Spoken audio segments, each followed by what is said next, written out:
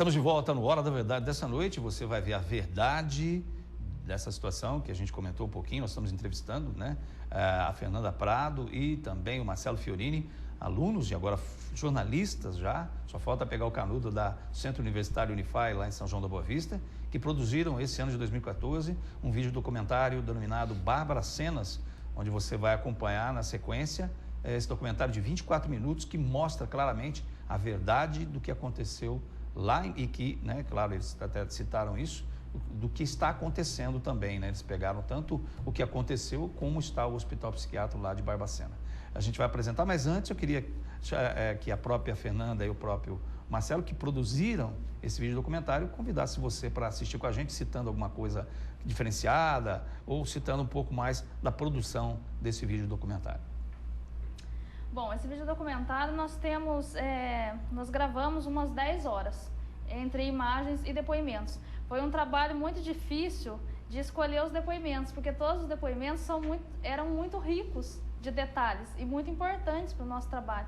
Então nós tivemos que ouvir todas as entrevistas, transcrevê-las, e aí então ver o que iria ser encaixado no nosso vídeo, que tem apenas 24 minutos e que a gente não... que é um certo tempo para a TV, um tempo grande, mas que a gente não vê passar. Então ele vai mostrar até um pouco para frente da metade como que era o tratamento, lá na época que foi considerado um campo de concentração pelo psiquiatra italiano Franco Basaglia, que esteve em visita ao Brasil e comparou ao local um campo de concentração nazista, e então começou as denúncias. Então a gente cita tudo isso no vídeo. E numa metade para frente, a gente começa a mostrar a evolução no tratamento, a criação das residências terapêuticas, a humanização do tratamento que o hospital, na época Colônia, não tinha, que hoje o Centro Hospitalar Psiquiátrico de Barbacena tem. Então o vídeo é basicamente isso. Tem relatos de pessoas das mais diversas áreas, jornalistas, que presenciaram, os psiquiatras, psicólogos e principalmente os ex-pacientes que são os sobreviventes dessa história. Vale destacar também que muitas vezes nós pensamos que não aconteceu tão próximo da gente. Talvez aconteceu na Alemanha nazista, tão distante da gente, e não conhece a história do Colônia, que assim, situações parecidíssimas ocorreram no local. Como a Fernanda citou, eu acho que o ponto forte desse vídeo, além de mostrar o que aconteceu, foi a transformação no tratamento, que passou toda a humanização, e as pessoas poderão perceber nos depoimentos dos pacientes o medo deles serem retirados nas casas terapêuticas onde eles estão instalados, para voltar a passar por um tratamento como eles passaram no Colônia nas décadas passadas. Muito bem, então agora a gente vai assistir, convido você a assistir pela primeira vez na televisão brasileira, olha, e internacional, para todo mundo via internet, o documentário Bárbara Cenas.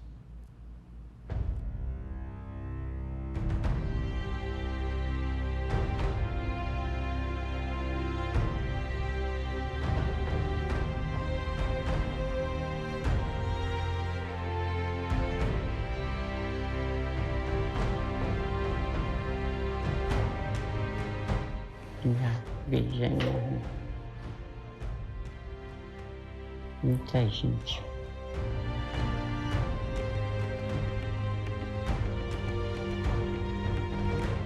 Na hora que ele era paciente na cela, coitada, nossa senhora, não tinha nem comida para elas comer, dormia lá.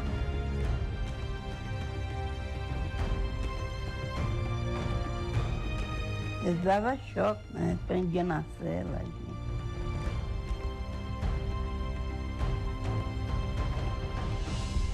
À medida que entrava na instituição, eram loucos.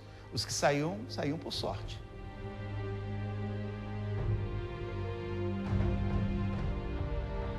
Lavava as mãos e tinha sempre a impressão de que a mão continuava suja.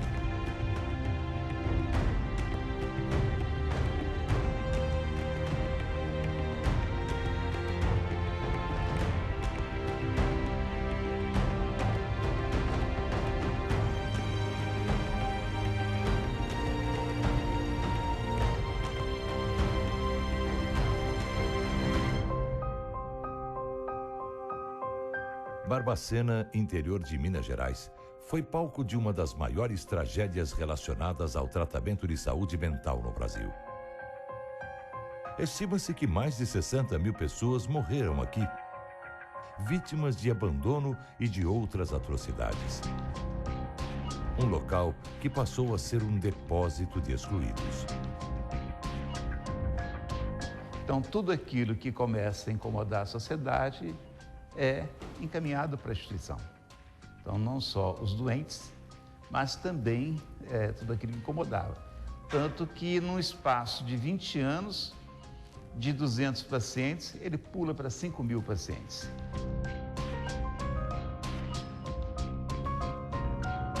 Fundado em 1903, o Centro Hospitalar Psiquiátrico de Barbacena, que tinha capacidade para 200 leitos, chegou a receber 5 mil pacientes. A maioria sem problemas mentais.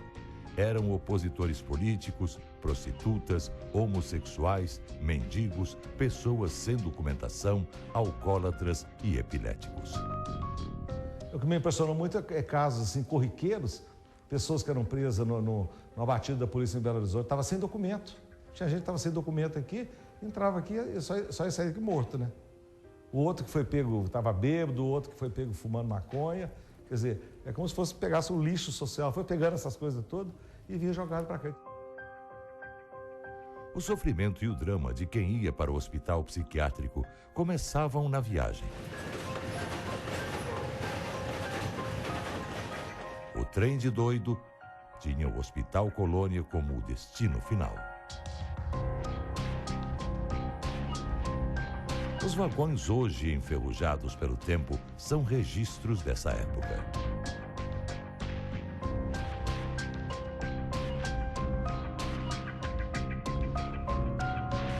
E nesses vagões é que vinham os doentes mentais, que eram mandados em massa para Barbacena.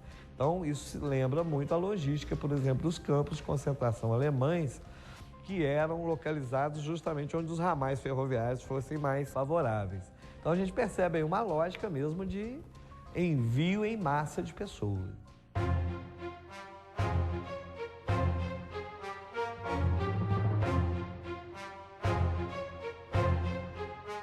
Elza Campos Silva, carinhosamente chamada de Elzinha, não sabe quantos anos viveu no Colônia, mas lembra-se dos anos de sofrimento vividos por ela e pelas amigas.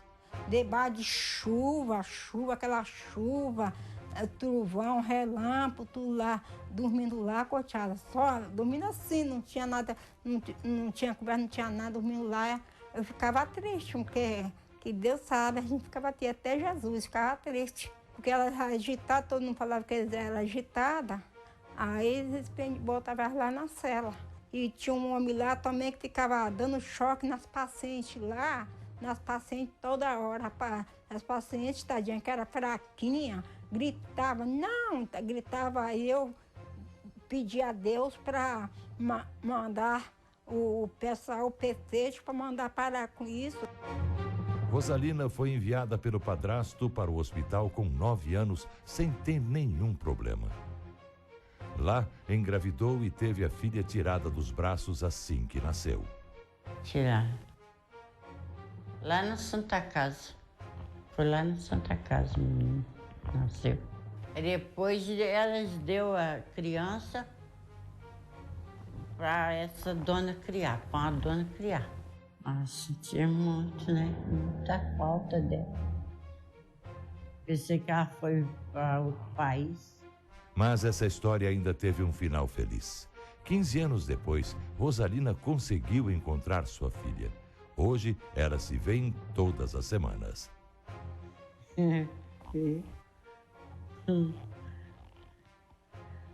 Que alegre. Aqui. Vejo dia de sábado, de domingo, que ela vem aqui.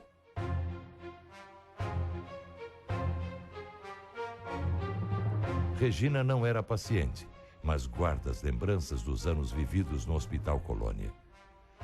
Ela entrou como estagiária em 1985 e passou por quase todos os setores. Aqueles pavilhões todo amontoado de gente, o cheiro era muito forte. Eu lembro das paredes ainda sujas de fezes. E eu lembro que eu tinha nojo das minhas mãos, eu lembro que eu tinha nojo de tudo. Eu lembro que eu acho que eu fiquei uma semana sem comer. Na década de 60, o repórter fotográfico Luiz Alfredo conheceu o Colônia, ao produzir uma reportagem para a revista O Cruzeiro. Mesmo acostumado a registrar violências do cotidiano, as cenas chocaram o fotógrafo. Um banheiro, uma latrina horrorosa e um doente acocorado, sem roupa, indiferente à minha passagem.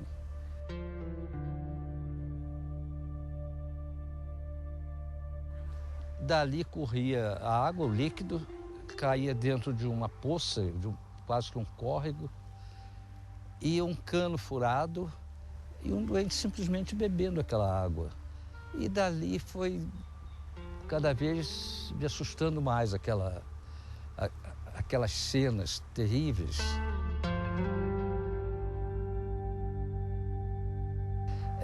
Pequenas celas, apenas o olhar das pessoas ou as mãos crispadas, celas de diversos tipos.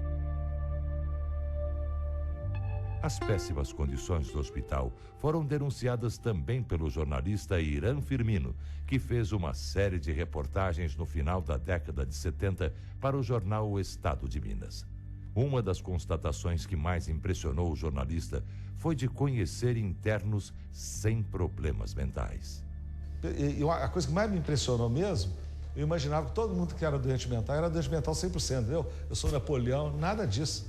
As pessoas que eu conversei que sabiam quem era, o nome delas, e elas tinham consciência que elas estavam mesmo abandonadas. Isso foi uma coisa que angustiou demais. Mas ficava estrubuchando depois de dormir. Tinha de segurar aqui, aí eu também ajudava a segurar. Muito utilizada no tratamento da época, a prática do eletrochoque era aplicada sem nenhum critério. Olha, o eletrochoque foi uma prática, entendeu? Até final da década de 70, muito utilizada nos hospitais. Não tinha, era feito como castigo, inclusive. Com um homem ruim lá, um médico lá ruim, aí ele falava assim, não tô nem aí, se morreu, dou choque mesmo. Os mortos eram enterrados em valas comuns e sem identificação nesse cemitério. Construído no alto do morro e que hoje está desativado.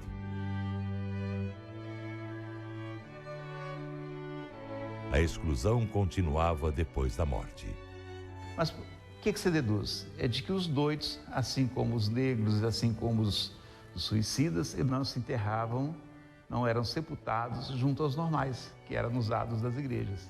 Então, um cemitério próprio foi feito, esse cemitério do Cascalho aqui, que segundo alguns levantamentos de colegas, chegou a sepultar 60 mil pessoas desse cemitério.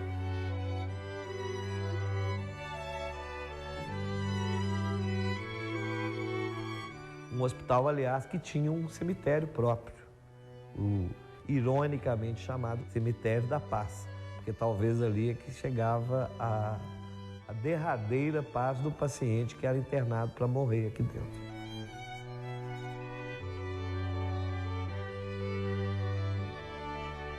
Quem não era enterrado poderia ter seu corpo vendido para algumas faculdades de medicina, além de peças anatômicas e ossos dos corpos que eram cozidos nos barris de gasolina. Registros em livros comprovam algumas dessas vendas.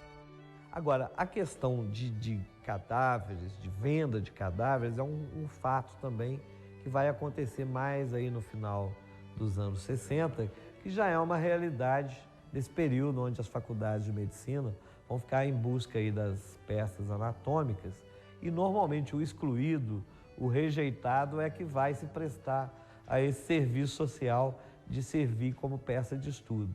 Então, apesar de que a gente percebe nos cadernos aqui do Hospital Colônia que todos os vendidos tinham endereço e nomes de família. E aí a gente percebe que as famílias é que não se interessaram muito em saber nem o que aconteceria com os despojos dos seus entes, né? Então, componente a mais aí. A gente sabe que aproximadamente 1.800 corpos foram registrados com venda, com preços e tudo, e é um componente a mais nessa história. O hospital colhia muitos lucros quando a função dele especial era manter as salas de anatomia com os cadáveres fabricados aqui. Ou seja, 95% das pessoas que vinham para cá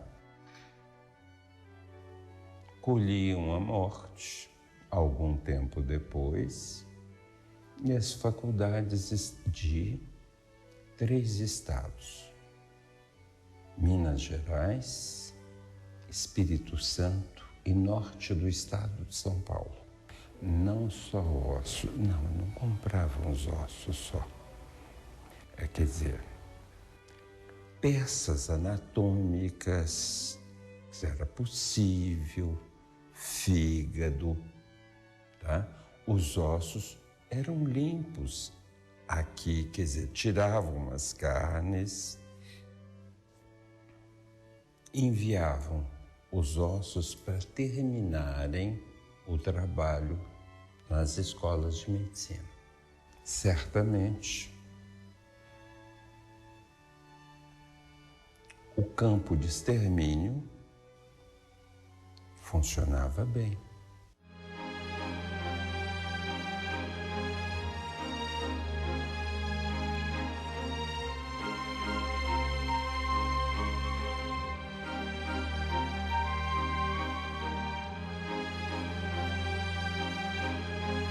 Mais do que um campo de concentração, era um campo de extermínio dos psiquiatrizados. Não nos esqueçamos que as pessoas já não tinham roupa, comiam em coxo, como porcos, despidos.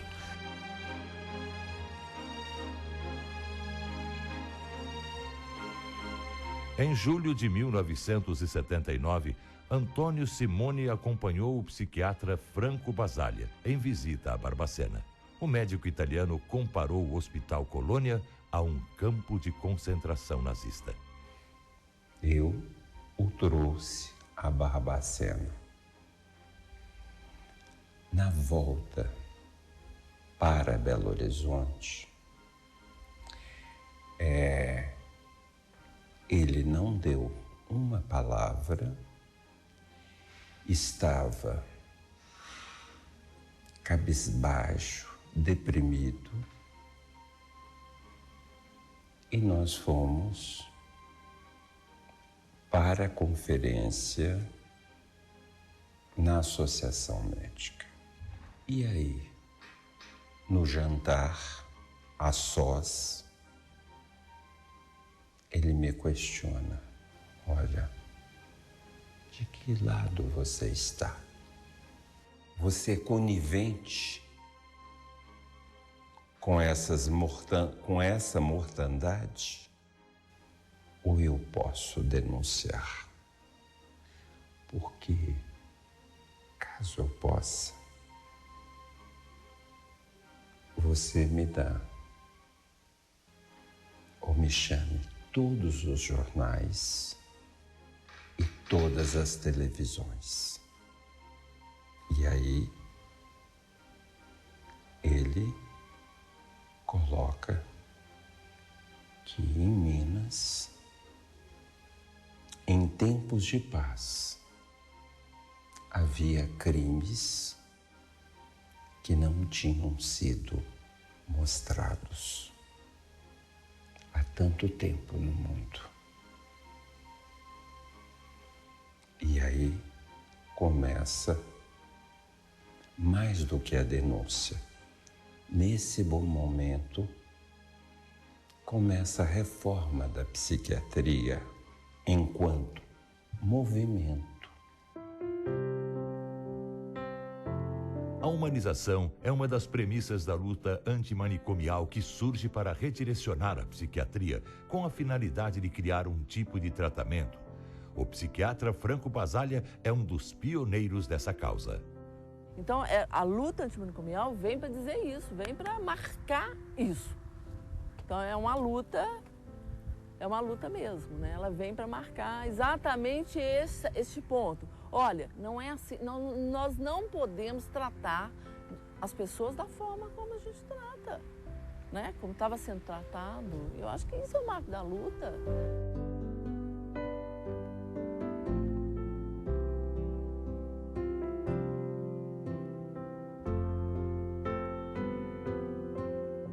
Fundado em 16 de agosto de 1996, o Museu da Loucura tem o objetivo de resgatar a história do lendário Hospital Colônia. O local conta com um acervo de fotos e equipamentos e objetos cirúrgicos usados no tratamento psiquiátrico na época.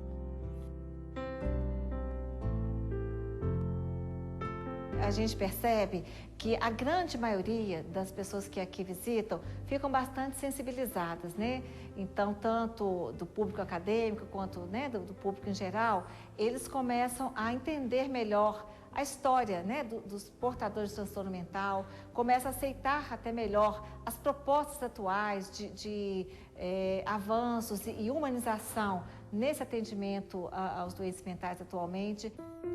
Na cidade que é referência no tratamento psiquiátrico, foram criadas residências terapêuticas que atendem ex-pacientes, a maioria do Colônia. O abandono que eles sofreram na época hoje se tornou acolhimento.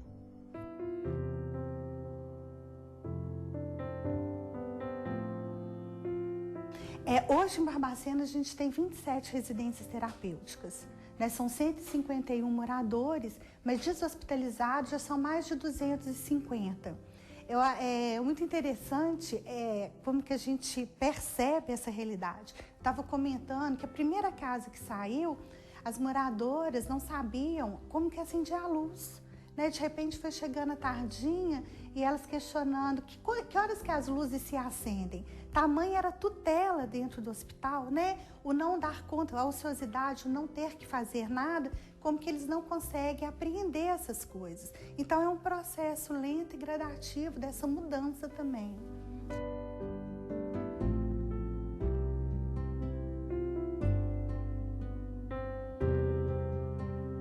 Feliz aqui, graças a Deus.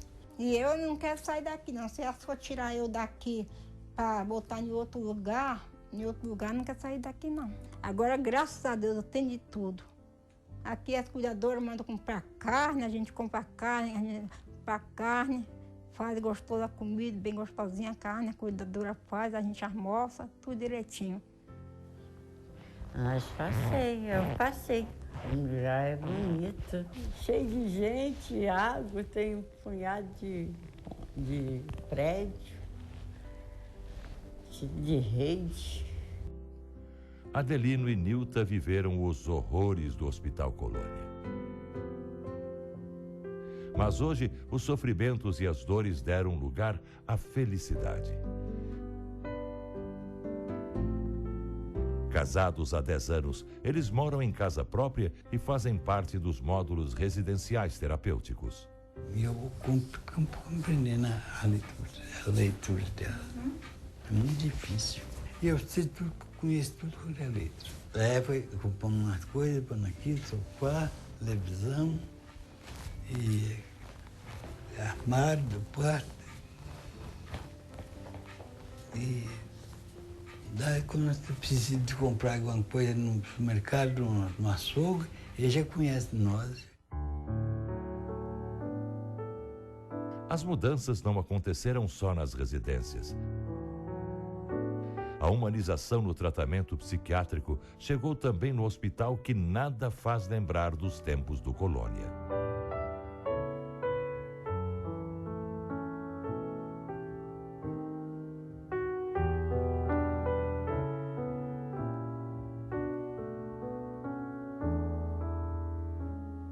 hoje nós temos no quadro, né, médicos, assistentes sociais, psicólogos, todas as profissões que trabalham na interdisciplinaridade, né?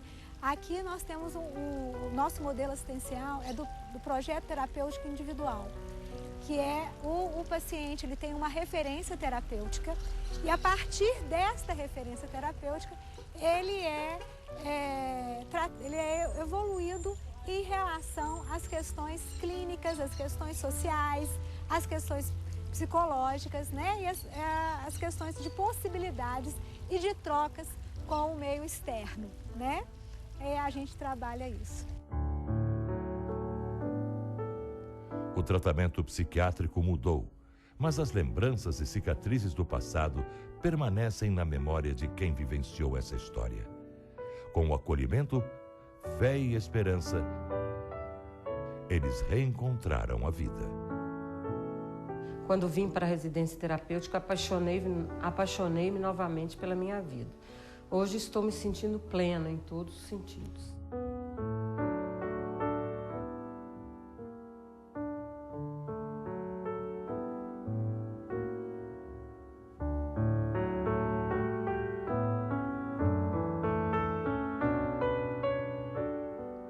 Quem tem as mãos limpas, o coração puro, quem não é maldoso, não sabe me amar. O fogo me queima, a água me lava, do Espírito Santo, quem dá meu ser. Senhor, quem entrará no santuário pra te louvar? Senhor, quem entrará no santuário pra te louvar? Que tem as mãos limpas, o coração puro, quem é maldoso não sabe amar.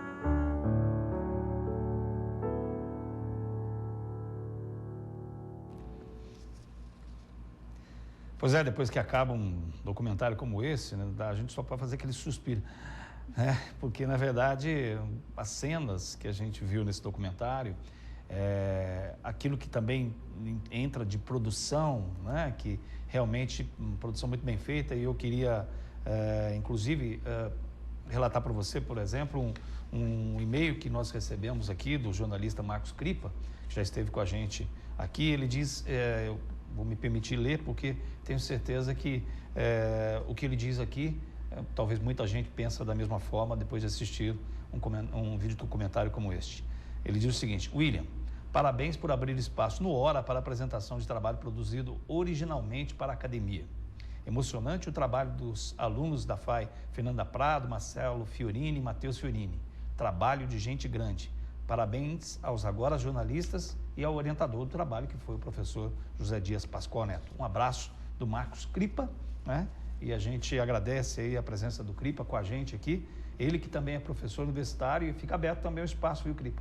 Porque a gente sabe que vocês têm muito trabalho lá na PUC de São Paulo, né, no jornalismo da PUC, e o dia que você também desejar, para fazer aqui da bancada da TV Postos, para a gente colocar o trabalho dos alunos, eu acho muito importante, porque muita coisa que fica na academia, que não é mostrada, trabalhos como esse, eu acho que é muito importante a TV, no caso agora a gente aqui, a TV Postos, se fazer aí o veículo, o instrumento para mostrar trabalhos tão significativos para o jornalismo, para os agora jornalistas, né, novos jornalistas aí. Eu acho que isso é significativo para toda a sociedade. A Luciene também ligou para a gente, obrigado. Ela diz o seguinte: parabeniza pelo documentário, que é chocante, mas também é muito emocionante. A gente vai para o intervalo, já já a gente volta no Hora da Verdade de hoje.